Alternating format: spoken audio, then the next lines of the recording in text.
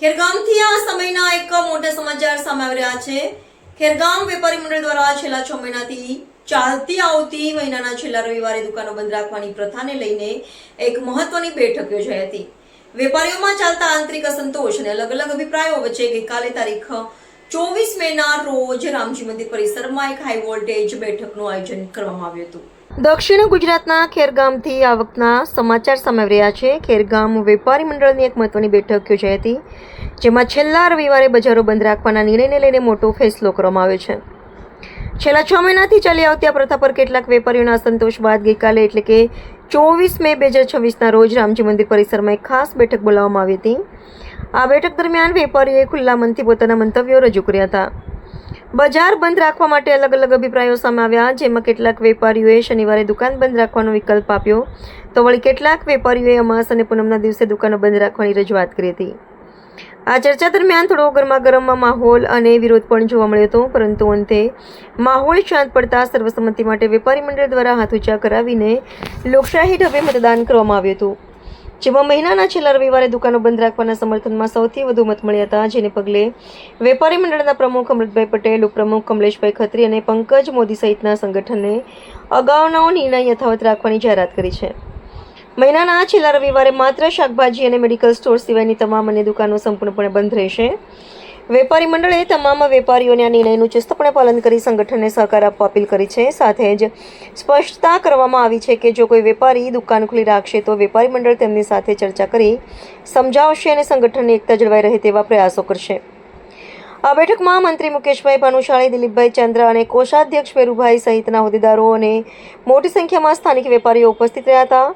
ખેરગામના નિર્ણય વિશે તમારું શું માનવું છે? શું વેપારીઓના નિર્ણય યોગ્ય છે? કમેન્ટ બોક્સમાં તમારો અભિપ્રાય જરૂર જણાવો। વિડીયોને લાઇક અને શેર કરો। ખેરગામના વેપારી એસોસિએશન તરફથી એક મહત્વની મિટિંગ 24-5 મેના રોજ રાખવામાં આવી હતી। મંદિર પટાંગણમાં હોલમાં આપણે મિટિંગ કરી, એમાં તમામ વેપારીઓ અગ્રણીઓ બધા પોતપોતાનો વેપાર ધંધા ઉદ્યોગ માટે જાણકારી માટે આવ્યા હતા।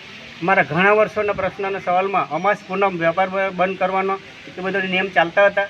એમાં અમે એક નિર્ણય લાવેલા બધા વેપારી છે, તેમાં તમામ અગ્રણી વેપારીઓને બધા નામ લઈને 12-15 પ્રમુખ બનાવીને તેમાં મને મુખ્ય પ્રમુખ સ્થાન આપવામાં હતું। હું અમૃતભાઈ પટેલ ખેરગામ વિભાગનો અગ્રણી છું, સામાજિક કાર્યકર બી છું। ઘણા વર્ષોના નીચળ પછી અમે બધાને દુકાન બંધ કેમ કરવાની એનું સજેશન બી આપ્યું હતું। ઘણા અમાસ કે કોઈ પૂનમ કે શનિવાર કે રવિવાર કે કોઈ જાતનું સજેશન આપતા અંતે અમારી બહુમતી તો છે જ રવિવારની, એ રહેશે અને રહેવી જ જોઈએ। દરેકનો વિરોધ તો રજૂ કરવાનો હોય છે। દુનિયામાં નિયમ એવો છે કે ભાઈ પોતપોતાના સગવડ પ્રમાણે વેપાર કરવાનો એક ખાસ નિયમ હોતો હોય, એ વેપારને ધ્યાનમાં રાખીને અમે પોતાનો નિર્ણય લઈ લીધો। અમારી જંગી બહુમતીથી આજે એક રવિવાર છેલ્લા રવિવારની નોંધ આપવામાં આવી છે, એ ચાલુ રહેશે અને રહેવી જ જોઈએ। એ પ્રમાણે અમારા વેપારમાં અમારે જે કંઈ સંગઠન અને વેપારી મંડળને મજબૂત બનાવવા માટે જે કંઈ કરવાનું હોય તો અમે બધા અગ્રણી વેપારી થઈને કરીશું અને ચાલુ રાખશું આ વેપારનો। અગર કોઈ છેલ્લા રવિવારે ચાલુ રહેશે કે દુકાનો ચાલુ દેખાશે તો તમે શું પગલાં લેશો? તો એના માટે અમે રૂબરૂ તમામ વેપારીઓ જઈશું, એને બંધ કરવા માટે સમજાવશું અને એમને બી સમજાવશું કે ભાઈ અમને સમર્થન આપે, અમે શુભેચ્છા બી પાઠવશે। દરેક વેપારીની લાગણી એવી છે કે રવિવાર જ બંધ હોવો જોઈએ, જેથી કરીને એક રવિવારથી કંઈ ફરક પડી નથી અને મેડિકલ અને શાકભાજીનો અમે છૂટછાટ રાખી છે, કેમ કે આરોગ્ય દ્રષ્ટિએ આવે છે, આપણા વેપાર ઉદ્યોગમાં આવે છે, એટલે તેમાં અને બે વસ્તુનું મહત્ત્વ આવતું જ હોય છે। એટલે આ વસ્તુને ધ્યાનમાં રાખીને અમે રવિવાર મક્કમ રાખીએ છીએ અને રહેવા જોઈએ। બધા ગ્રામ્ય લોકોને બી અમે જણાવ્યા કે તમે રવિવારનું છેલ્લા રવિવારનું ધ્યાન રાખજો, એવી અપેક્ષા સાથે અમે વેપાર ઉદ્યોગમાં તમને પોતાનો સહકાર મળે એવી અપેક્ષા રાખીએ છીએ।